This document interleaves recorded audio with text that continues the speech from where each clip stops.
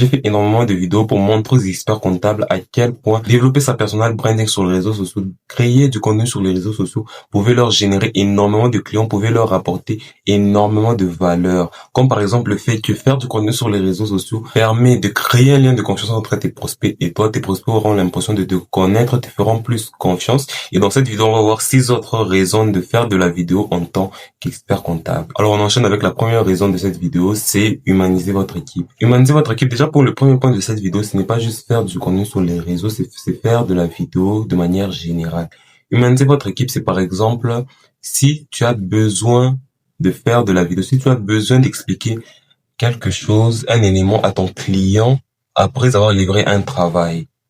Si tu délègues cette tâche à ton équipe et que, au lieu de l'expliquer en face à face, tu fais juste une vidéo, tu délègues la tâche de faire la vidéo à ton équipe, l'équipe fait la vidéo est envoyée au client et grâce à ça, lorsque le client recevra la vidéo, il posera des questions à ton équipe et grâce à ça, ça va te permettre de te détacher de cette tâche, de déléguer cette tâche à ton équipe. Ton équipe fera la vidéo d'explication au client, le client recevra la vidéo et lorsque il voudra poser des questions, il posera directement des questions à ton équipe. On enchaîne avec la deuxième raison, c'est faire une démonstration applicable. Il est beaucoup plus facile de montrer comment faire quelque chose à l'écran que de le faire par écrit. Si tu as besoin d'expliquer quelque chose et que tu peux le faire en montrant, en faisant un partage d'écran, par exemple, sur ton ordinateur, alors si tu peux faire ça, tu dois le faire parce que c'est mieux d'expliquer quelque chose en montrant, de faire une démonstration que de l'expliquer à l'oral comme ça. Et faire une démonstration d'application, c'est par exemple, si tu vois qu'il y a une question que tes prospects, que généralement tes clients te posent. Tu peux faire une vidéo, tu expliques, tu réponds à cette question, mais tu ne prononces pas le nom d'un client particulier. Donc, tu fais une vidéo de manière générale où tu réponds à cette question et lorsque un client te pose de nouveau cette question, tu lui envoies juste cette vidéo-là.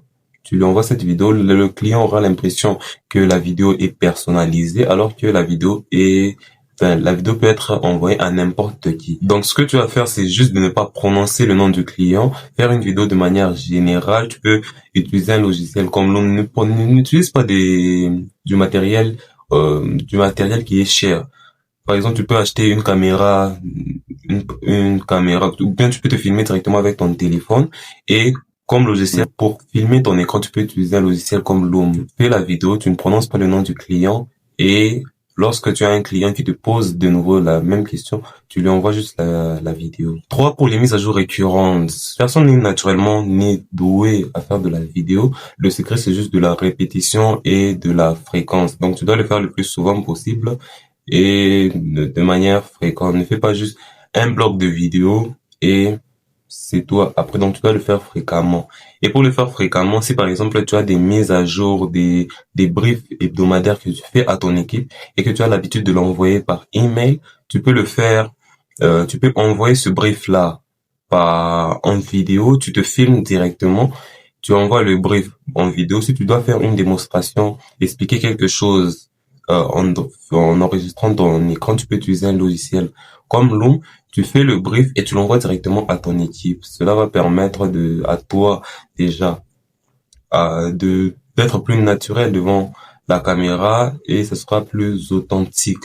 Donc tu n'auras plus la peur de te filmer parce que la vidéo est faite à ton équipe. Tu l'envoies à ton équipe. C'est pas comme si tu publiais la vidéo. Donc tu te filmes directement et tu l'envoies à l'équipe, à ton équipe. 4, humaniser ton site web.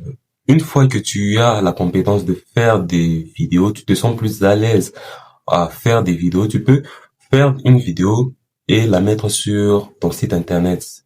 Une vidéo de présentation, tu présentes ton entreprise. Enfin, tu fais juste une vidéo sur ton entreprise où on te voit en train de parler. Ça va permettre de te différencier des 95% des cabinets comptables. La majorité des sites internet des cabinets comptables sont similaires. Mais toi, en faisant mettant une vidéo sur sur le site de ton cabinet comptable, ça va te permettre de différencier ton cabinet des 95% des cabinets comptables. Donc voilà, une fois que tu es habitué à faire de la vidéo, mets une vidéo de présentation sur ton site internet et ça va te permettre de te différencier de la concurrence. 5. Parler de ce que tu fais.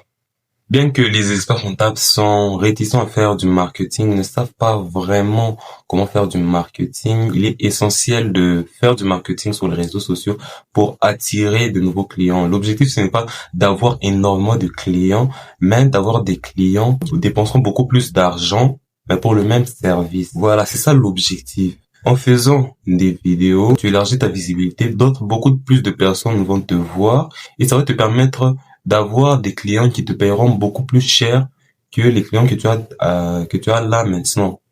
Parce que c'est vrai, lorsque tu commences en tant qu'expert comptable, tu es obligé de prendre n'importe quel client.